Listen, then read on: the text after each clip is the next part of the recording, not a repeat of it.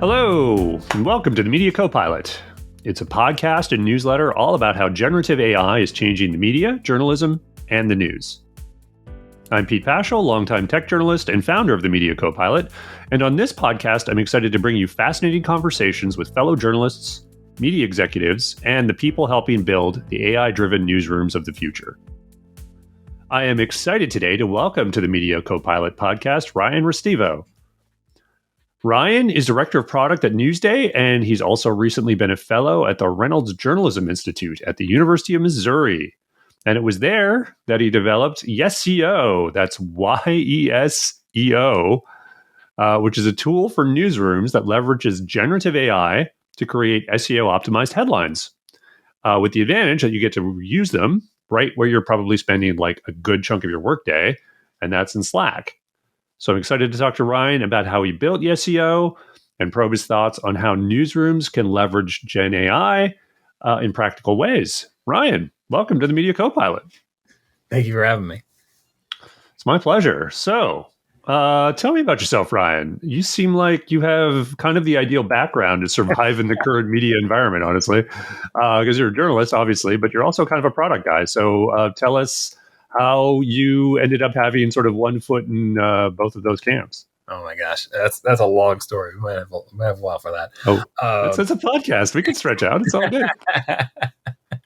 I mean, I'm trying to think. One of the things I really connected with over the years is building tools to help newsrooms. Right. So I learned to code very long ago, maybe 2017 or so. And one of the first things I tried to build was just a tool that would help our newsroom. And that's really where a lot of this comes back for me. It's one of the reasons I wanted to be an RJI fellow, right, was to use these skills that I've built over time to help more than just one newsroom, right? And through RJI, we're building for, looking for local media, trying to help small local media build free distributable tools, practical innovation. I think you mentioned that. And that's where becoming a fellow was so important to me. And, my goal was to create an app for Slack that helps newsrooms with SEO best practices, right? And and I just began, we mentioned product and newsroom space, right? I learned so much more over that process. There's a lot I just still don't know and still am learning. But YESEO today serves, it's been installed by over 300 Slack workspaces. I said free, right? Absolutely free. Nice. Have over 5,000 stories have been run into it by over 500 users. I'm still learning the stories about those users and learning how they're learning about SEO and how they're getting value from it, which is just so awesome to me because it really connects with why, and helping people kind of get helping people that are in, Western Canada or Oklahoma or anywhere that can do their jobs better, faster. And nice. I've had a small piece to play. I had a small role to play in doing that. It just feels super. Well, drill down for me, let's really get to the pragmatic nature of this, because I love hearing the user stories and the availability of it. But let's get to the fundamentals of it. So this is I know it's pretty conceptually simple, but let's walk through it, because I really think where the rubber hits the road on these applications of GenAI is really where the magic happens. It's all well and good that something can generate a thing, but the whole idea of having 10 different apps to do 10 different things, as people are starting to find with these chat bots and whatever, is not ideal, right? So I think again, I think one of the innovations that you have here is that it's just literally built into Slack. So walk me through it. What would I be doing as a journalist if I were using this tool? I'm doing my article in my CMS or whatever. What stage of the workflow is it there? And and sometimes the magic is that it's barely there, right? So tell me how I would be using this. Or it could be tongue in cheek, be it's omnipresent, it's there all the time, right? So it's as easy as copy and paste, right? So when I was thinking through this idea and how to kind of come about it, it started as okay, use a slash command. In YESEO, it's /analyze a link. You input a link, you hit send, and we break it down, right? We break down what are those core keywords in your story? How do they compare with what's on your title? What's in your description, right? Are we actually describing the thing that we want people to see from us? And then So wait, you're putting a link in, is that right? Is it a live link or is it like a link to the it'll be a CMS? live story. I've seen people put Okay. previews in there before. Also, people put Google Docs. Don't recommend that. But yeah, so you put a live story in there, and you kind of get an understanding of Got it. what's in your story. Get some Google Trend insights on those keywords. There's a part where YESEO now is like inferring, like, oh, if your story is about Israel, like, let's give you what information we know about it at this time for what's trending right now. Right? So just sorry to stop you there, but like as I understand it, then so you have a live link, and I've basically just published my story, and presumably I used whatever the default or whatever sort of basic SEO stuff I could throw into the post, and then I get the tools optimized version, and then I go back and update it, right? So if I understand correctly, so that obviously that makes me want to ask: is there some way to use the tool where I could actually use it before I publish? Yeah. So this is the question I got. Like, I mean, I want to say over a year ago now. It was like, okay, I'm showing this off to folks and saying, okay, this is great, and then I get the answer back of, yeah, but what about before I publish a story? So it took me an entire month to figure out. Around actually a little over a month ago or a year ago, right? And that became the /prep command. So the idea of just input your story, YESEO will break it down just as well as it would like a link, pull out those keywords, kind of give you those Google Trend insights on those keywords, give you information of what your story is about, and then give you more information in terms of also offering those idea, like suggesting headlines that I'm sure we're going to get into. But thinking about all of the things that you could do off of that, I thought it was going to be super easy. It was not. It took me, a good part of the month of December to do, but it's been the most dominant use case in terms of people using it, which has been great. And like it's agnostic to any CMS, right? So you're either copying and pasting text, right? As easy as copy and paste. You're copying and pasting the text in there, either in a text box or you're just pasting it into the /prep command in Slack. If you know how to use commands in Slack. Super easy. And so you just do that. You're also clicking buttons, that's trying to just lower that barrier to entry for folks so that it could be as easy as doing a couple of things and getting there and getting the results that they're looking for.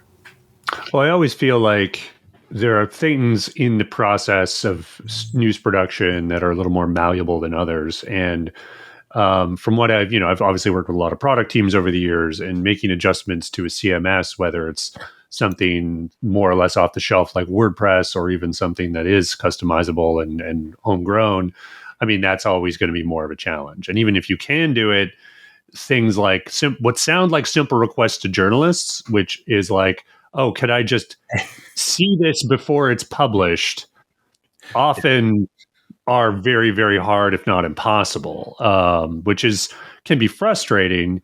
And I'm sure it's frustrating on the product side as well, when you kind of understand the practical need to do something like, oh, I want to see this before it's published. And it's, when you need to do the same sort of API calls behind this secure CMS wall, a firewall or whatever. I'm not probably not using the right terms, but it's just adds monumental degrees of complexity. So I definitely sounds simple, yeah, and it's simple to do. Again, it's impossible.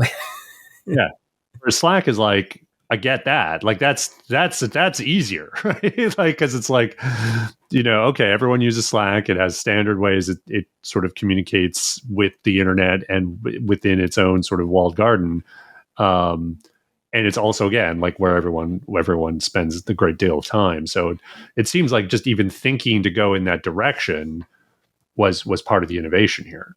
Oh yeah, I mean, that was one of the reasons I wanted to use Slack. Slack was one of the things I first used to learn to code and build tools for a newsroom. So yeah, when I applied to be an RJI fellow, I did specify it on Slack, which maybe was a little too narrow in terms of solutions, right? Because there are other chat distributable applications out there. But being in Slack is great, right? Like you said, it's a lot of where work gets done. A lot of like the formatting in terms of how Slack messages are built kind of really lends itself to how I want to build this and make sure that I'm giving people the right information at the right time. And that they're all getting that right information at the right time. So it's something that can hopefully quickly scale. Over 300 workspaces I've installed. I'm sure I've said that already. And also super free. But yeah, and like you said, right, in terms of like other CMSs or how things will work, I know a lot of folks that I'm starting to talk to and learn their stories. Somebody mentioned to me a couple weeks ago was about like they used Newspack, right? And Newspack kind of WordPress kind of set up. I hope I'm getting that right. But they also have like the Yoast SEO plugin, not YESEO plugin. Sure, yeah. But we all know Yoast. One reporter was saying that she talks to her business editor all the time, and why are you getting like orange and green scores on Yoast all the time? And she said, well, YESEO helps, right? Just to be able to input that information, get some more keywords and data, and help her kind of write those headlines. Oh, so she's getting the good badges in the CMS because she's using your tool? Yes. Yeah. Boom. Yeah. Exactly. Right. That's exactly what you want to hear from somebody, right? Like, this tool's helped me do my job better. That's always just so gratifying to hear from folks. And like, if only there was a real like leaderboard for that tool and prizes. You got to sort of set up. This is what I always think about Yoast and those little tools. And for those who haven't used them, Yoast is a tool in the CMS where basically you're manually putting in your SEO stuff, and the better you are at it, the more sort of green lights you get. And then it's like, if you get green lights throughout the process, it's like, yay, but there's no real like reward other than knowing you did a good job. And you're not even sure if you're getting the real reward at that point, which is to say good visibility on Google, right? Because it's like, is Yoast even telling the truth? That said, it's generally a useful tool. I actually really like Yoast. I think it's well thought out. I like how as you're typing, it will change color from sort of green to red if you're too long or what, I've been using it in a while, but that's the kind of thing. And I did always like that real-time feedback. And we were talking about with CMSs earlier, it would always frustrate me when I would talk to sometimes a CMS vendor of like, oh, just give me Yoast. And like, oh, we don't do that. Or we separate our SEO fields across tabs and you just kind of wonder how, I understand, like, okay, building stuff is hard, especially platform stuff, but right. It is like Yoast did a great job. And and there's a lot of, there's a lot of great CMSs out there, but like YESEO, right? Like you only have to have Slack, and sometimes you don't even have to have Slack, right? So I've heard of newsrooms that haven't embraced using Slack and then embraced it. I've heard of those too. Who are they? I know, right? But they've embraced it to try SEO, and then some have been really heavy users. So I'm super happy to see people not only using SEO, but then also using Slack to get out of SEO, right? And I have a bunch of I'll just tease, right? There's a bunch of case studies, right, and stuff on my website, YESEO.app, where you can learn a lot of these great stories, right? One thing about YESEO, right, is it doesn't require you to give me your email. It doesn't require you to sign up for anything. There's no newsletter that I know of yet. But it's as easy as clicking add to Slack. It's as easy as going to Slack app directory, where all of the apps that Slack offers, like Outlook and all the other crazy stuff, Dropbox, that fun stuff are, and like typing yes, and you'll actually get YESEO is the first thing. So, and sorry if you've mentioned this already, but like the AI that you're using to generate the headlines, is that OpenAI's? Yeah. So GPT-4, 3.5. What do we have? So using 4 and 3.5, right? So I think how does it determine which one to use? It'll switch from time to time. So depending on what you're using, it'll test out. Gotcha. So mostly like doing a lot of A/B testing, right? So testing over time whether or not 4 or 3.5 will win out in certain scenarios. And who is paying for the API calls then? This guy right here, me. I'm paying for him. Yeah. So, okay. So yeah, you're using my money to make your stories better, right? There's one way to put it.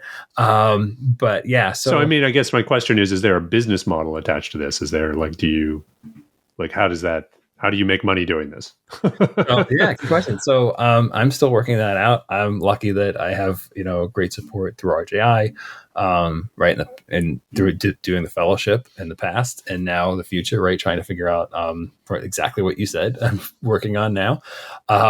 It's about what I really connect to, right, is trying to figure out how to make tools to help newsrooms do their jobs better. So it's trying to think about, okay, YESEO does these things very well. What are other pain points that newsrooms could have right now and in the future? And how could YESEO be a part of serving those? for newsrooms down the line is really where I'm trying to come up with that additional value, right? Because you don't want to just pay for what exists. You want to pay for what you're going to value in the future, and try to use that to kind of generate the idea. So yeah, I am, it does cost me a little bit in terms of paying for those calls, as you're saying, but I think over time, right, it's about kind of generating that value for newsrooms and then figuring out how I could deliver future value moving forward as they have this tool installed, which is one of the hardest things anyway. I mean, that's a bit of a leading question here. So, but it's sort of related to everything we're talking about. So this, as you say, like it's a very simple tool. You're inserting it right where you're working. It's got a lot of things going for it. But it seems like the natural progression of this tool would be like, well, great. SEO is one thing I need to do in my news production process at the end of the story production process, but there's others, right? There's also like social copy and maybe even a social thumbnail, and there's it would be great to sort of have a one-stop shop there where whether it's a command in Slack or whatever, a button or whatever it is, and just do all of that. And then, like you say, it's as simple as copy and pasting, short of putting an actual CMS integration. There's other tools that do this kind of thing, obviously. But again, if people for newsrooms that are already using yours and presumably like whatever, if they deem it good for at this and it's good at the social stuff, you could put that all in one, and maybe that's a thing where you have sort of a premium version that does even more of the, I guess, Chrome around a post that or story that you kind of need just to distribute it. Your question is, which awesome thing do I want to do next? Is that right? It's kind of like, that's kind of where I'm going. It's like, what is the enhanced version of this which is kind of premium, and like what, and it's less about the business, but it's more about what's next. Like, how do we even take this idea further? Yeah. So actually myself and Nikita Roy of the Newsroom Robots podcast, we did a great podcast workshop at SourceCon in Minneapolis in the middle of October. And we were talking about a lot of just how we plan and think about generative AI and how we kind of do this moving forward. And a lot of that share out process, I actually shared a bunch of different things that I've been thinking through, and now I can't remember any of them off the top of my head.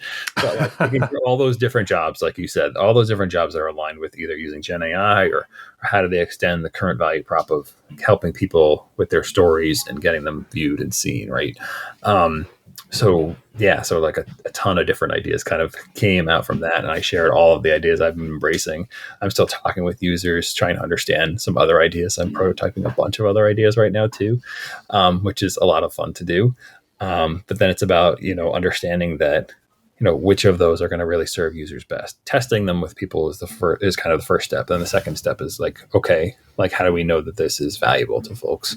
And then getting that kind of understanding, learning how they figured out how it made their jobs easier. And then, like you said, like how do we prove that this is going to extend some more value over time? Because that's the thing, people want to pay for things that are worth paying for. So I want to make sure that whatever steps they have moving forward, they're going to be worth it for folks. So it's interesting. Like I always this idea of taking away some of the tedium, or I guess I called it Chrome before. Like you write a story and there's essentially a lot of Chrome around the story, which I call it Chrome, but I think you understand. Like it's just stuff that you really is more of a content marketing function for your story than part of the story itself. Whether it's stuff like just the headline, the meta description, the social copy, obviously the SEO headline. Among other things. And so that idea, like, I think has been ingrained in journalists for like 10 or 15 years that, you can't just do the story. You've actually got to get good at these other things. And certainly big places might have dedicated staff for that. But by and large, I think mostly journalists do it themselves. And now it seems like that's in an ideal world, like we're starting to receive your tool as a good indication. We're starting to almost reverse that trend where it's like, well, now this is just going to be sort of automated. In a sense, but also giving people that information. I'm cutting off, but like information to kind of do these jobs better, right? Like you said, it's true and fair to say that a lot of folks in this industry are doing a lot of the different jobs, right? I'm sure they would just surround, like I could see the little bubbles of every single part of the job that just are not just the story. And how does a tool like YESEO help you get to do parts of those jobs better and faster, right? The idea is time, right? We need to reduce the time that people are spending on some of these jobs so that they could, like, I think somebody who made a different or made other tools, like, some journalists, they want to have social lives, right? You want to have people have time to not have to worry about all of this stuff. Like, how do we reduce the time so that they could, do part of their job faster, right? So like how YESEO generates suggested headlines, it'll give you 5 ideas, right? You're not mandated you have to use any of the 5, but you can use those. You can use pieces of them to get to your own idea. Use it as a piece of data. So like I try to think of it as in that way. And I've heard people talk to me about, like, hey, we used a piece of one and a piece of another, and we made this headline based on this story that just came out about, our university charging more for parking. So like trying to think that kind of part of it through and kind of just help people get to where they think they want to go faster is kind of the ideal situation for where we can kind of set up tools moving forward. I find in a lot of newsrooms, there are like almost 2 camps, although it's getting way more nuanced now that Gen AI is everywhere. But there's people who are essentially embracing it and people who are resisting it. And that's a big oversimplification, but it is. And there's sort of a generational shift there. But I still find there is reporter resistance to even the idea of using these tools, even in a capacity like yours. But do you find that this is a good gateway drug? Like, have you seen that it is like, oh, this thing can actually do a thing that you probably found a bit cumbersome and make it, at least ease that part of your workflow. Have you found that it sort of tends to win over people who might have been skeptical of Gen AI in the first place? And I guess you obviously work at Newsday and you've worked at other places and you talk to people in the industry. Like, how is the way reporters regard Gen AI changing these days? Because I feel like even if you talk to reporters about it today, and we're recording this here in early November, versus 3 months ago versus 6 months ago, I feel like there's been a big shift just in the air, but it could be just the people I'm talking to who tend to be excited about the technology. It's true. So I'm not sure if I'm asking for reality check there or just whatever, but what is your impression on the, how reporters regard it, and then what your tool might be doing to help in that regard? Especially for like trying to prove value to reporters, it is about like finding that one person. I think a lot of folks would say, like, one newsrooms have like that one person, like speaking generally about who would really anticipate or be ready to try new technology, and having that person use the SEO is great, but it's about them proving out to the rest of their newsroom, hey, this is valuable. That's where, like, on my case studies page, there's a group called Glacier Media in Western Canada that have really embraced using it. Like, they found it through the Blue Engine Collaborative many months ago, and just started finding value in it and using it. And they have 40 different small newsrooms across reaches of Western Canada, and they've all started using it and finding value out of it in different ways. But it's about getting people to. It's not just about one person who really likes to use it.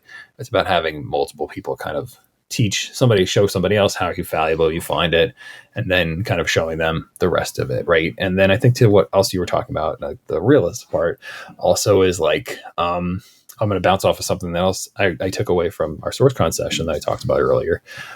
Somebody in the conversations talked about, like, what if something generative AI uses only 99.9% true? Like, how willing are we to accept that we're going to have this rate, whatever we want? And I always peel that back to say, like, I'm not aiming for perfection. And that probably sounds silly sometimes, but I don't want these things to be perfect. I hope somebody tweaks something on every time they get a suggested headline from YESEO. I hope that they're changing it, because I think the imperfections that give us all the things that work well, because I'm not trying to give perfect. I'm trying to give good options, which people can then take to make it, more in their style.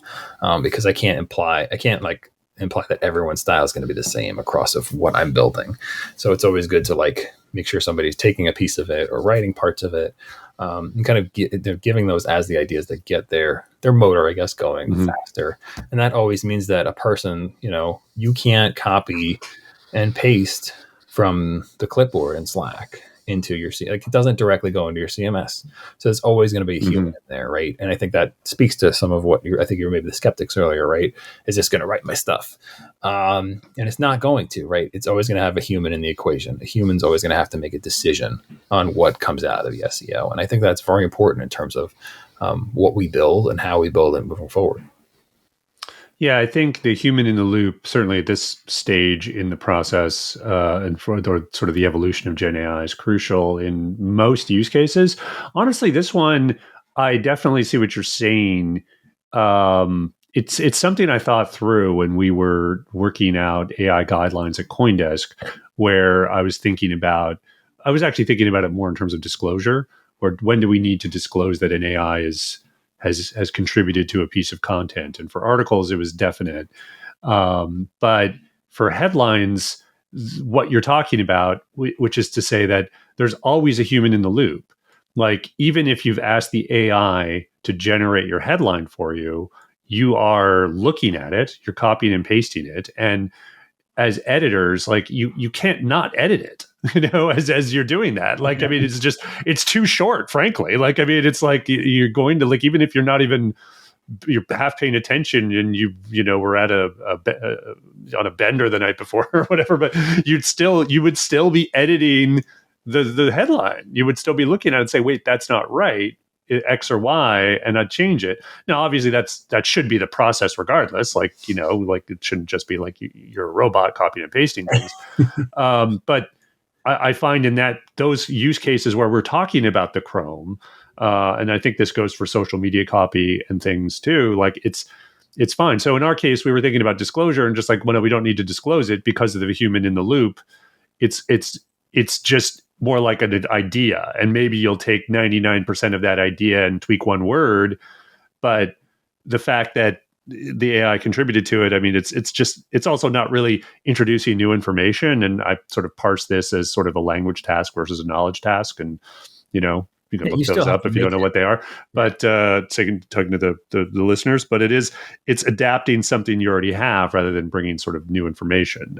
Which, again, it doesn't mean it's flawless, doesn't mean it's never going to make a mistake, but it is generally sort of a safer activity for an AI to do. Good stuff. So I would love to get your thinking on, like, you're obviously, you've innovated here already. You're thinking about new innovations going in to this process. And, obviously we're focusing mostly on news production here, but just staying near, even in that use case, like, what do you think 4 or 5 years from now, as these tools get built out, get enhanced, get platformized, if that's a word, I just invented it. If it isn't, but as it happens, like what do you see as sort of what is a reporter doing now, and what are they working with? What does news production look like in a newsroom that is fully embraced generative AI? That is an interesting thought. So we are so early stages on this. I think about all of the innovations that have happened over the last 20 years in our industry. We think about the early internet, think about social and mobile, and hopefully we've learned lessons from those in terms of the broader industry. But I think about, like, this might just be the start of this one, and we don't know how fast the acceleration rate is going to be on this. I feel like it's been almost a year and we've seen a really fast acceleration rate, even just in some of the jobs we're just starting to do or learn about and do. So 4 or 5 years may be tough, but I think that, there will be a sense, or we'll figure out where kind of these kinds of tools can find their kind of niche in terms of helping people do their jobs better. And I think that we're starting to find some of those. We're also starting to learn the lessons of some of those when they're not done well. So I think that, over time, we're going to find a lot of different ways to help get information to people who need it the most. And I think that's one of the things that, this industry is going to have to figure out over the next few years, is how do we kind of figure out a way to serve more people? As we know, news has its ups and downs, as an industry broadly. So how do we kind of figure out how to get the most out of what we can do? So I hope that in the future, we're going to be able to find some more solutions in that. And hopefully that'll use tools like, as GenAI develops even better, we'll be able to find some more solutions to that. I was hoping you would say, all you have to do is think of a story and it just appears. But I feel like that's never going to happen. And that's okay with me. As much as writing and storytelling sometimes takes a lot out of you, it's very satisfying when you've done it. And having that assisted by AI, I don't know, maybe it doesn't take as much out of you, or just also, even if it does, it reaches more people with your effort, which I think would be amazing. Sounds like that's what you were kind of getting at. Yeah, and like a good idea of that is like I have, I'll plug YESEO.app/case studies. But if you go to YESEO.app, you can see how the YESEO app has helped so many folks. But like when I wrote these case study stories, I plugged them into YESEO. I tried my own stuff, right? And like I got ideas for these headlines, but then I still had to, like you said this before, I still had to tweak them, right? Still to make them sound the way I wanted to. And that was me using this data to help me, get past that part of the job a little faster and better than before. Awesome. So bringing it back to the present for the last question, what do you think is the one thing everyone in media should know today about GenAI? Oh, man. I think if you had to pick one. And it's just to understand and know that it exists, I guess, is the first one, right? Because there are so many people that are worried, but then also are not sure about how it can help them. I think GenAI is a tool that can help them do parts of their job better. So that's where I've felt like I've positioned what YESEO can do for news organizations. So I think it's about trying things that will help you get from point A to point B just a little bit faster. And hopefully that means that, you're saving part of that time in your day to do something else that's valuable. Nice. Getting the time back. Get on board with that for sure. Ryan, this has been great. Thanks so much. I really appreciate the conversation. Yeah, my pleasure. You have been listening to the Media Copilot. You can subscribe to the newsletter at mediacopilot.substack.com. You can also follow on Twitter at The Media Copilot. Be seeing you in the future.